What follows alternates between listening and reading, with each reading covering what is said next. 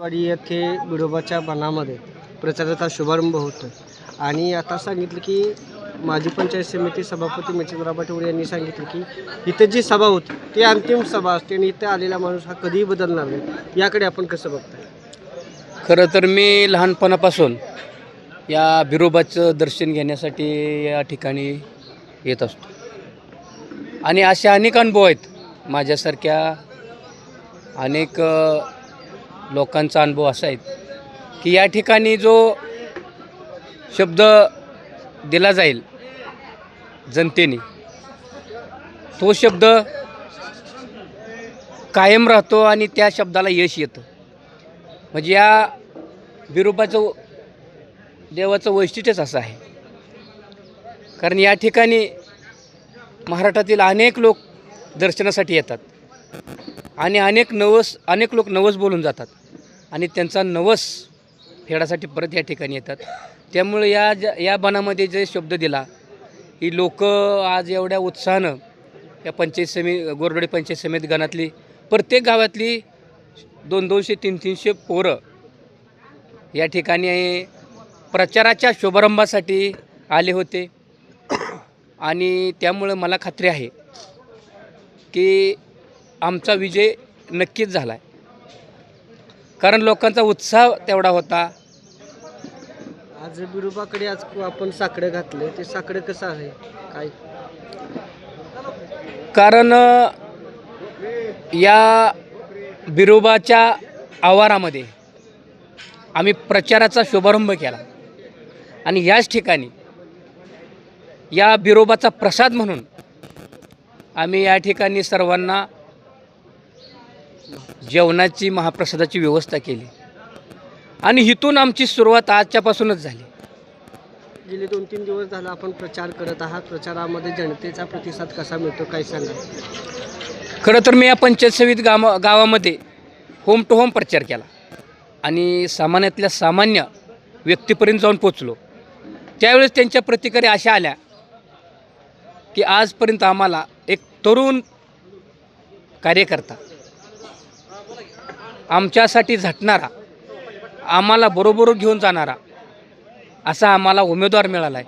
त्यामुळे आम्ही तुमच्या पाठीमागं खंबीरपणे उभा राहू आणि मी सुद्धा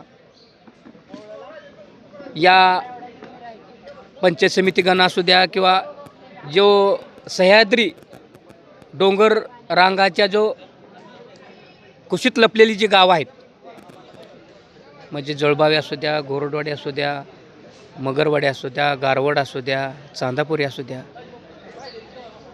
या भागामध्ये पाठीमागच्या 3 महिन्यापूर्वी माळशिरस तालुक्याचे आमदार उत्तमराव जानकर साहेब यांच्या नेतृत्वाखाली आम्ही या भागाला निरादेवधर धरणाचे पाणी मिळावं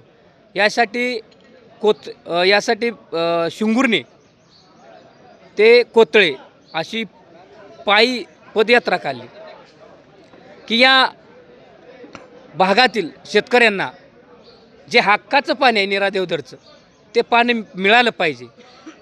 यासाठी आम्ही अगदी आमचा प्रवास 7 दिवसाचा होता आणि इथून पुढं सुद्धा या भागचे निरादेवधर धरणातले ते त्याच्या म्हणजे मला वाटतं 14 गाव आहेत. 22 गाव. तर 22 नंतरची गाव आहेत त्यात नंतर ॲड केलेत. म्हणजे जो 22 गावाचा हा पाण्याचा प्रश्न अगदी 40 वर्षापासून निरादेवधर धरण बांधून मला वाटतं जवळजवळ 40 वर्ष झाली. त्यावेळेस त्या धरणामध्ये या 22 गावांचं एक 3 टीएमसी पाणी हे राखीव पाणी आहे. ते आजपर्यंत अनेक नेत्यांनी आश्वासनं दिली पण ते काय प्रत्यक्षात या शेतकऱ्यांना पाणी मिळालं नाही. त्यामुळे या शेतकऱ्यांच्या व्यथा ते पाण्या वाचून जे व्याकुळ झालेत त्यांच्या समस्या मी 100% सोडवण्यासाठी कायम त्यांच्याबरोबर राहीन. माजी खासदार देखील त्या निरादेवधरच्या प्रश्नावरती निवडणूक लढली. माजी आमदार आमचा तुते ह्या प्रश्नावरती निवडणूक लढली, परंतु वास्तवात त्या प्रश्नावरती विधानमंडळामध्ये किंवा राज्यसभेमध्ये कुठेही आवाज उठवताना ते दिसले नाहीत. हा फक्त या पाण्याचा प्रश्नाचा फक्त राजकारण केलं जात आहे का? आता तुम्हाला सर्वांना माहीतच आहे तुम्ही माझे आमदारचं नाव घेतलं, तो म्हणजे शोच्याकडे आहे नुसता. शो करणे, लोकात जाणे, एखाद्या मुलांच्या खांद्यावरती हात टाकणे, फोटो व्हायरल करणे आणि ते त्याचं विकासाचं मॉडेल आहे. खांद्यावर हात टाकणे, फोटो काढणे. त्यामुळं आज माळशिरस तालुक्यात बघतोय तो नुसता काय बोलतोय की मी विकास केला. आपल्याला कुठं दिसला का विकास? या माळशिरस तालुक्यामध्ये मला वाटतंय MIDC होणं गरजेचं होतं. हे नुसतं सांगतं MIDC करणार आहे, MIDC आणणार आहे. कुठं आहे? या माळशिरस तालुक्यामध्ये अनेक सुशिक्षित बेरोजगार, त्यांच्या हाताला काम नाही, असे हजारो तरुण वन फिरत आहेत. त्याच्यासाठी काय केलं तर आम्ही हे विजन घेऊन पुढं जातो आहे. येणाऱ्या काळात आम्ही हळूहळू MIDCचा विषय असेल किंवा तरुणांचा रोजगाराचा विषय असेल, हे 100% मी त्यांच्याबरोबर राहीन. आता तुम्ही म्हणलं की तरुणांसाठी रोजगाराच्या संधी उपलब्ध झाल्या पाहिजेत. आपल्या शिवसेनेचे नेते राज्याचे कॅबिनेट मंत्री उदय सामंत यांच्याकडे उद्योगमंत्री आहेत ते राज्याचे, नगरविकास खातं राज्याचे उपमुख्यमंत्री एकनाथ शिंदे साहेबांकडे, की हा विषय घेऊन आपण त्यांच्याकडे जाणार का? मंत्रालयात हा विषय मार्गी मांडणार का? हो, 100% निवडणूक झाल्यानंतर आम्ही एकनाथ शिंदे साहेबांकडे जाणार आहे, उद्योगमंत्री उदय सामंत साहेबांकडे जाणार आहे आणि जे काय तालुक्याचे प्रश्न असतील, अनेक प्रश्न प्रलंबित आहेत, ते प्रश्न 100% आम्ही सोडवणार.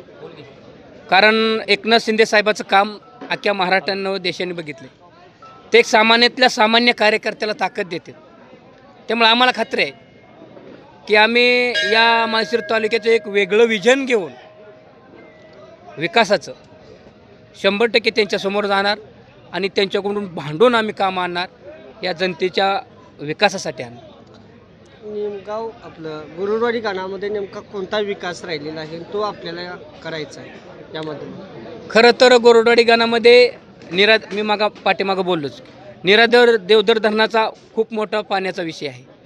शेतकऱ्यांना पाणी अजून मिळालं नाही. त्यामुळे या भागचे जे तरुण आहेत ते सर्व तरुण बाहेरगावी असतात.